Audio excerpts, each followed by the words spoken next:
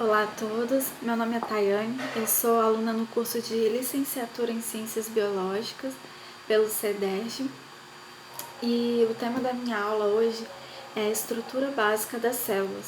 É um tema que abrange a biologia celular e eu indicaria para alunos do 7º ano, que tem aproximadamente 12 anos de idade, né? E basicamente o objetivo da aula nada mais é do que levar o aluno a compreender a unidade celular como unidade básica que dá estrutura ao corpo do ser vivo e os seus componentes, né, essenciais na realização das funções vitais, e também levar o aluno a identificar a estrutura básica da célula e a diferenciar células eucariontes de procariontes. Basicamente, essa aula ela utiliza materiais como papel, lápis de cor, giz de cera, itens que permitam ao aluno a exercer sua criatividade, a usar seus dons artísticos, né? E para desenvolver essa aula, como eu gostaria de fazer? Primeiramente, eu gostaria de orientar o aluno a, primeiramente, separar imagens, fotos, figuras recortadas de jornais ou revistas como essas, né? Essas gravuras de diferentes animais para levar para a sala de aula e que esses alunos eles possam conversar entre si durante a semana, para que não levem animais iguais. Por exemplo, se todo mundo levar jacaré, vai fugir da proposta da aula. Ou então, se dependendo de como eu visse a situação dos meus alunos, dependendo da situação deles, eu mesma levaria essas gravuras desses diferentes animais. Então, dito isso, eu levaria essas figuras para a sala de aula. Então, imaginem que foram separadas essas figuras e coladas na parede da sala ou no quadro, para que então eu possa perguntar aos meus alunos o que eles podem ver de diferente ou de semelhança entre esses seres vivos. E então é ideal que eles me falem, né, que existem diferenças de formatos, como por exemplo jacaré e cobra. São muito diferentes os formatos, a forma de locomoção, a forma de alimentação.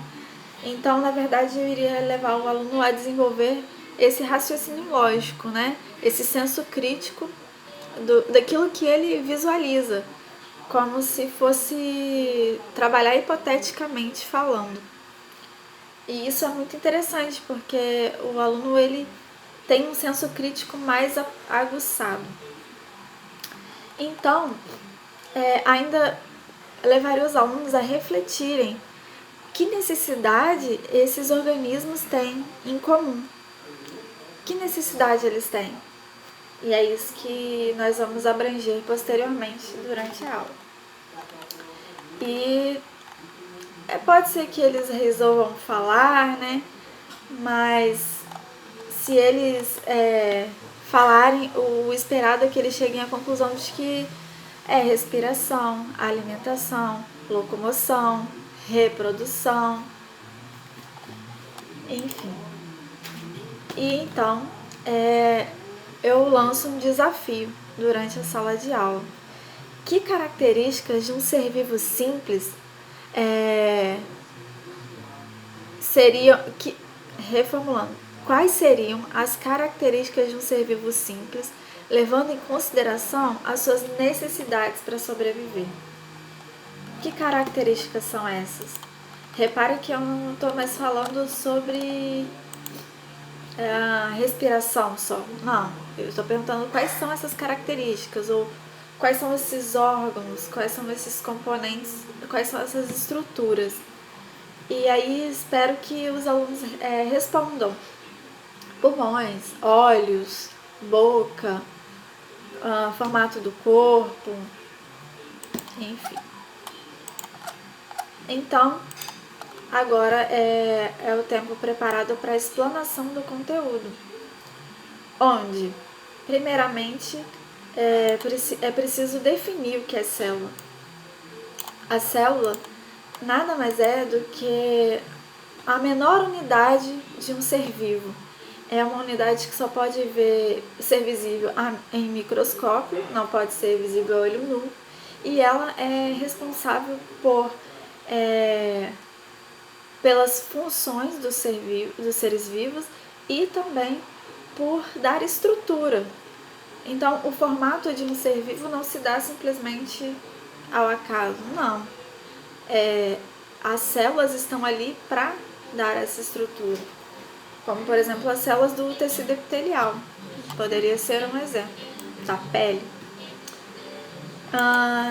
Também é importante dizer que existem diferentes tipos de célula e que elas podem ser compostas por 3 partes básicas, que são membrana plasmática, citoplasma e núcleo. Essas estruturas elas estão presentes em todas as células, porém existe a diferenciação entre célula procarionte e eucarionte. Valendo ainda lembrar que a membrana, o núcleo, entre outras organelas, nós vamos falar mais adiante e inclusive especificar o que é organela. Continuando, as células elas podem ser classificadas como procariontes e eucariontes, e isso é interessante falar porque a partir daí o aluno ele pode começar a buscar entender. Bom, então eu como ser humano tenho células eucariontes ou procariontes? Os seres vivos têm células procariontes ou eucariontes? Os outros seres vivos, né? As células procariontes nada mais são do que células que não possuem um núcleo bem definido. Na verdade, ele não é definido, né? E ele não, então, portanto, ele não está envolvido por membranas. Já as células eucariontes, elas sim possuem um núcleo bem definido pelo envoltório nuclear. Então, o material genético, que é o DNA no caso, ele está ali bem protegidinho. E a partir daí, a gente já consegue imaginar que sim, os seres vivos, eles são eucariontes. E posteriormente, a gente pode falar sobre aquilo que os alunos viram na sala de aula, que são aqueles órgãos, aquelas características apresentadas pelas células ali, que eles demonstraram. Bom, por exemplo, no caso dos pulmões, a gente pode falar que existe uma organela responsável por exercer a respiração, por trabalhar na respiração. No interior existe isso, existe uma organela responsável por exercer a respiração no interior das células. E existem inúmeros exemplos. E através daquilo que foi produzido pelos alunos, através daquelas imagens, o que nós podemos fazer? Sabendo que eles podem ou não ter elaborado desenhos diferentes, né? A gente pode colar ali no quadro e ver quantos órgãos, quantas estruturas um ser vivo tem. Olhos, boca, pulmões, coração. Qual a infinidade, né? E a partir daí, a gente poderia ir para o final, que é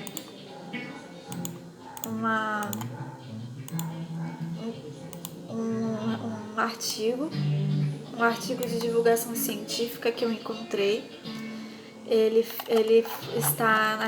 foi encontrado na revista de divulgação científica chamada Ciência Hoje. O título é Elucidação de Nova Estrutura Celular tem Participação Brasileira. O que seria essa nova estrutura celular? Nada mais é do que o retículo nucleoplasmático. E por que é dito que ele tem participação brasileira? Porque ele foi, além de ser estudado no exterior, tem a participação de estudiosos do Brasil lá.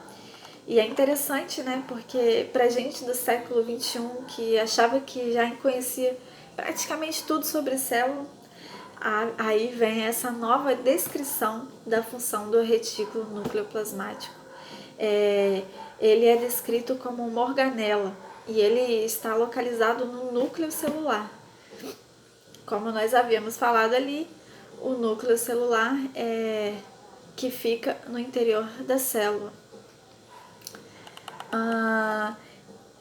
Em 1997, esse retículo nucleoplasmático ele havia sido descoberto, porém não se sabia quais eram os processos, né, o papel dos processos celulares que ele faz.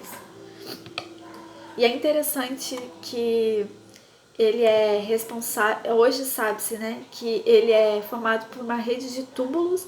O que seriam túbulos? É como se fosse uma redinha de canais, de pequenos tubos que se envolvem, se entrelaçam entre si. E ele armazena e libera íons de cálcio dentro do núcleo. E assim, com o aumento da concentração, ou melhor dizendo, da quantidade, concentração, quantidade, a gente pode dizer isso, é possível dizer que a célula então ela vai exercer uma função diferente, sendo um exemplo, quebrar proteínas. Além disso, outro aspecto interessante dessa divulgação é que agora os livros de biologia que a gente tem hoje, como esse que eu tenho aqui, eles vão precisar ser reavaliados. Imagina só, os livros que hoje a gente usa para estudar, eles precisam ser reavaliados nesse sentido. E a descoberta da função dessa organela, gente, vale ressaltar o que é organela. A organela, ela nada mais é do que uma partícula limitada por membranas, que é uma película bem fininha que limita ali a mitocôndria, o complexo de Golgi, o lisossomo, que estão ali no interior da célula, tá bem? Mais à frente nós vamos falar sobre isso também. Então, a organela ela ajuda a entender o que leva as células, essa organela que eu digo, é o retículo nucleoplasmático. A descoberta da função dessa organela, dessa estrutura que é delimitada por uma camada bem fina, ela ajuda a gente a entender o que leva a célula a se multiplicar de forma desordenada. O que seria desordenada? De qualquer forma, desenfreada, em grandes quantidades, né? Na formação dos tumores. E também pode esclarecer pra gente como funcionam os genes, porque a gente realmente não sabe muito sobre os genes. E através disso a gente pode engajar novos estudos. Além disso, foi relatado nesse estudo que os remédios, eles podem ser mais específicos agora, né? Pode-se estudar remédios mais específicos, com menos efeitos colaterais. E por que isso? Porque muitos remédios, muitos medicamentos, eles alteram os níveis de cálcio dentro da célula.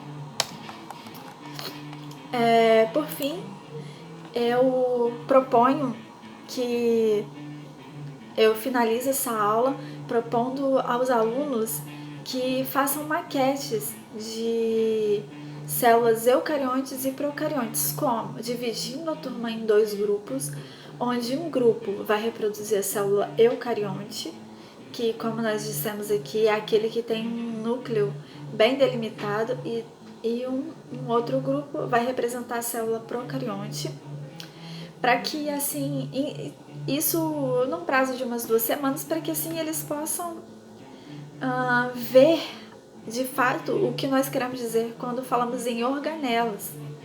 Como eu disse, exemplos da mitocôndria, do complexo de Golgi, do lisossomo. Eles vão ver na prática ali, eles vão ver os formatos que eles assumem, onde eles estão localizados. E a partir daí, trazendo isso para a sala de aula, vamos discutir sobre essas organelas, sobre a função de cada uma delas. E uma forma que eu acho interessante de avaliar os alunos posteriormente é fazendo uma prova. E principalmente elaborando um esquema onde eles possam colocar essas estruturas, essas organelas, identificar na célula, ali naquele esquema. Bom, essa é a aula que eu planejei, espero que tenha cumprido com o meu objetivo. Agradeço.